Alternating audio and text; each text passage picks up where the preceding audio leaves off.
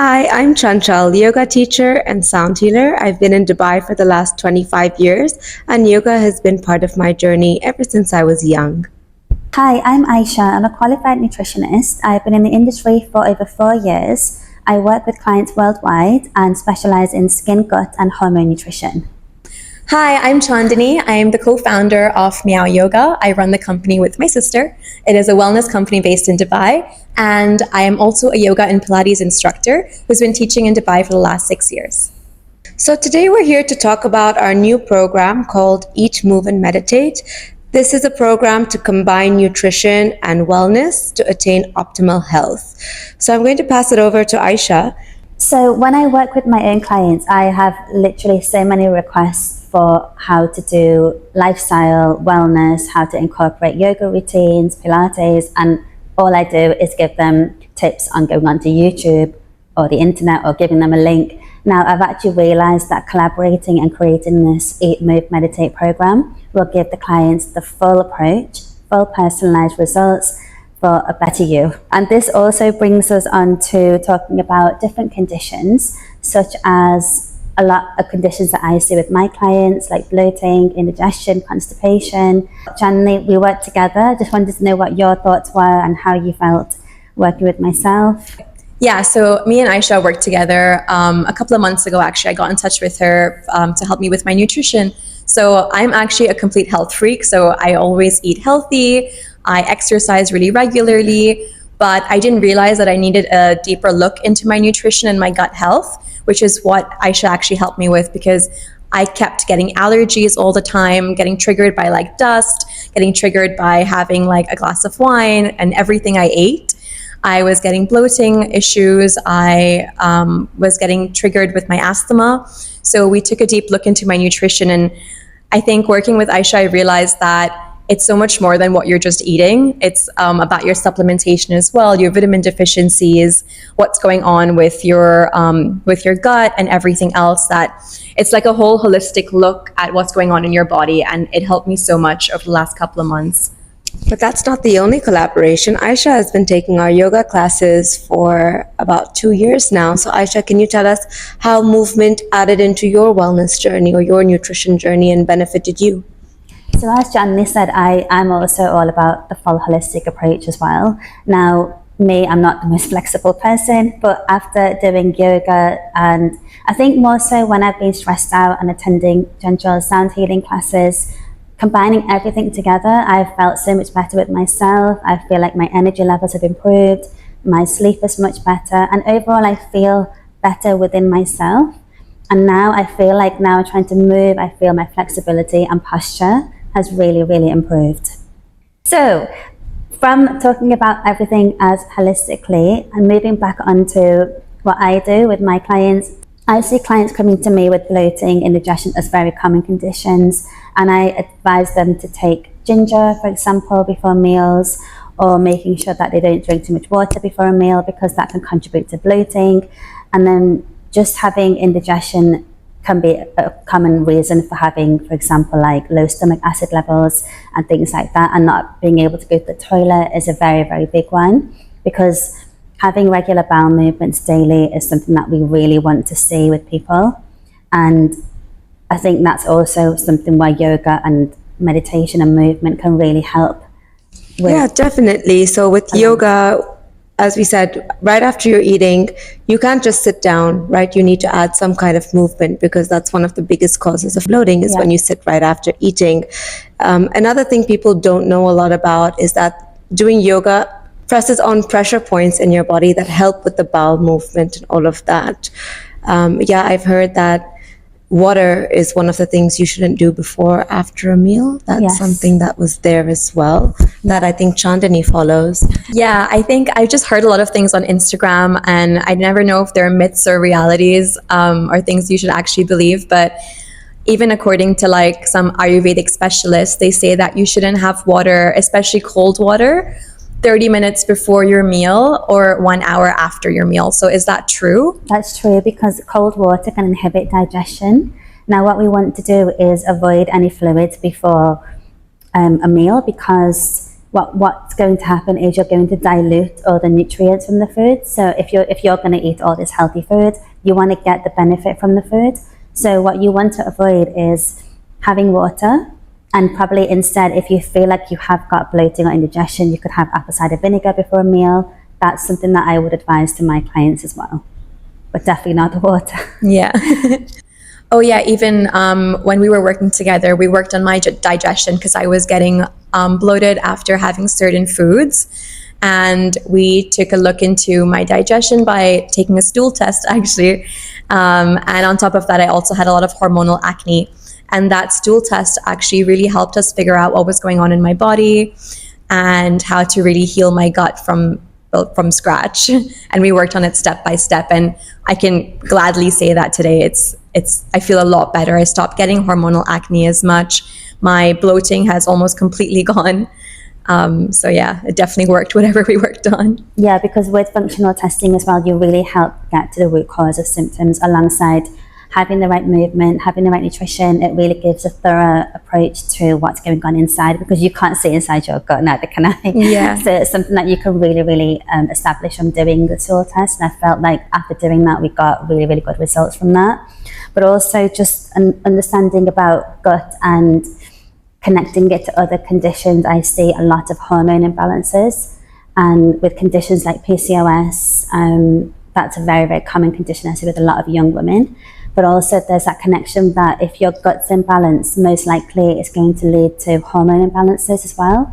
So I find that really interesting as well. And what we want to get right is having that balance. So when you're balancing your gut, you're also balancing your hormones, and vice versa. Yeah, and yoga plays a big part in balancing your hormones too. So what I learned in my teacher training is that our bodies are made up of both masculine and feminine energies. And one way to balance your PCOS or your hormonal imbalances is to work on the different certain poses that either bring one up or one down, depending on what type of imbalance you have. So that's really interesting, as well as through yoga and meditation, it lowers your stress levels, and I'm sure that's a big cause of hormone imbalances. People are so stressed out, and that really works with sound healing is one of the best ways that you can reduce your stress. And I'm sure all of us have seen stressed out clients. Yeah, definitely. A lot of my clients actually come to me super stressed out, and one of their goals as well is just to lose weight. And I feel like because their stress levels are so high, they actually struggle to lose weight, and they keep going for high intensity workouts and doing things like ice baths. And even though that is somewhat good for you to some extent, and as good as it may feel in the moment, what they really need to do is reduce their stress levels and find a balance, going for a high intensity workout every single day, if you're stressed out already, is not going to help you as much as you want it to. I think finding a good balance of calming your body down, finding times to slow down, meditate, practice yoga, practice mindfulness, practice breath work, those are what are actually going to help you to kind of improve your overall health, and also improve, take you in the next step in your weight loss journey. So yeah, I have a lot of stressed out clients who I've had to convince that meditation is better for you than doing high intensity workouts. What about you, Aisha? Do you have any experience with clients who come to you super stressed out? Yeah, all the time. I have clients all the time who are stressed out, because stress is a very big symptom. And when you're stressed out, that's going to drive inflammation, which in turn can lead to skin conditions, gut imbalances, or even hormonal issues. So I believe that managing stress the right way with diet, having things like, having a good sleep, for example, is really important. And also just managing cortisol levels, because what we don't want to have is waking up in the morning with high cortisol and then going to sleep with high cortisol, because that's just going to be, your body's going to go into overdrive, and that's what creates a host of other problems. So just combining that with the right movement, I feel that really does bring the best out of someone, and they can really feel their best and get stressed to the point where it's, they're not completely stressed out all the time. Yeah. So yeah, for sure. I think I've had experience with that as well. So I mean, you always hear wellness tips from Instagram and other sources as well, and they always say don't use your phone right when you wake up in the morning because that's going to increase your stress levels as soon as you start your day. And I feel like that's something I used to do, but as soon as I started this new habit where I wake up every morning, switch off my alarm, and then I meditate for about 10 to 25 minutes, depending on how much time I have that day. And I just feel like since I've been doing that, the rest of my day has been I can't say super calm the entire day, but I start off on a much better note. Like, I feel like my thoughts are a bit more organized. I'm not leaving my house in a state of like frantic thoughts everywhere. And like, I don't start my day stressed, and it just feels a lot better throughout the day. Like, I have this calm base level that I always come back to instead of starting here and then like constantly going down and back up. I start from the bottom and I go up and back down, and it just feels a lot calmer throughout the day for sure. So that's one way how meditation has really helped me in my stress journey. Yeah, definitely. I have also seen clients that are super stressed and that come to me for meditation, and it's made such a difference in their lives. One of the biggest requests I've gotten throughout my journey is that a lot of clients suffer from insomnia. And to the point that when I have any sound healing sessions, a lot of people just fall asleep because that's really good quality sleep. And they're like, oh, did it still work? Is my stress reduced? And I'm like, yeah, because any frequency you use on a body or around your body helps to release stress, and it will actually improve your quality of sleep once you start practicing regularly. And I'm sure you've had people that have come up to you with insomnia as well. And there's so many nutrition and tips that you could share. The thing is as well, like, people come to me and say, oh, I have coffee when I wake up in the morning. And I'm just like, it gets me annoyed, because the first thing is people have coffee as well. If they've got constipation, they think that they'll have coffee, they'll go to the toilet, all is good. But what they don't realize is that the coffee is actually driving stress as well. And then if they're drinking coffee, they're going to get that rise in energy, and then come the afternoon they're going to have that dip, and they're going to reach out to caffeine again. So what I advise is if you want to have caffeine before 2 p.m. So, and that window is the best time to have caffeine. And then post 2 p.m. drink healthier alternatives like herbal teas, things that are actually going to help you unwind, because you want to be able to unwind towards the evening, and that's going to help you relax. Then they'll be able to sleep properly. But caffeine on an empty stomach is not advisable. I would say have breakfast, then have a coffee, and then that will set you for the day, but that will not give you that spike in cortisol. So what about matcha? Because a lot of people have been having matcha recently. The matcha has two functions. So it has the caffeine aspect of it, but it also has the L-theanine, and L-theanine helps to calm the nervous system. Even though it has caffeine, it's still advised don't have it post 2 p.m. because it does have a good amount of caffeine, but it has antioxidants in there. It helps to support the nervous system, but I still only advise it before 2 p.m. Chandini, I just wanted to ask you, are there any specific yoga poses that you would advise to help someone sleep? Yeah, actually, there are a lot of yoga poses that are known to help with improving your sleep quality. There are also a lot of yoga poses you can do to relax your nervous system, so that will also help with sleep, as well as within yoga, it's not just poses, right? There's also breath work, there's meditation. It encompasses a lot of different aspects of wellness. So there are a lot of different things people can do through it, like within the world of yoga, to improve their sleep. But I also think sometimes it's more of a personalized approach. Like for me, I sleep really easily, but I realized that when I started doing meditations right before I slept, it improved my sleep quality. Even though I sleep easily, I also wake up really easily to any noise.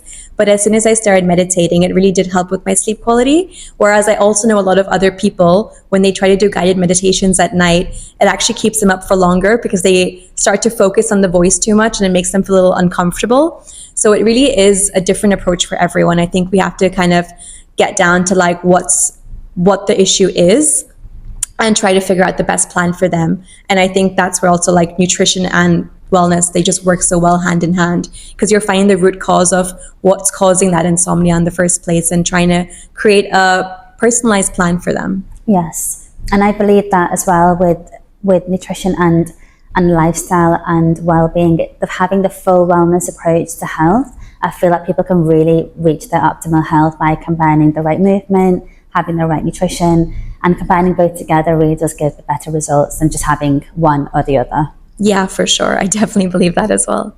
All right, and that's a wrap. So to end it, that is our Eat, Move, and Meditate program that combines nutrition and wellness for your optimal health. And we really target all types of different issues: bloating, constipation, PCOS, hormonal, sleep, insomnia, weight loss, or any other issues or problems that you may have.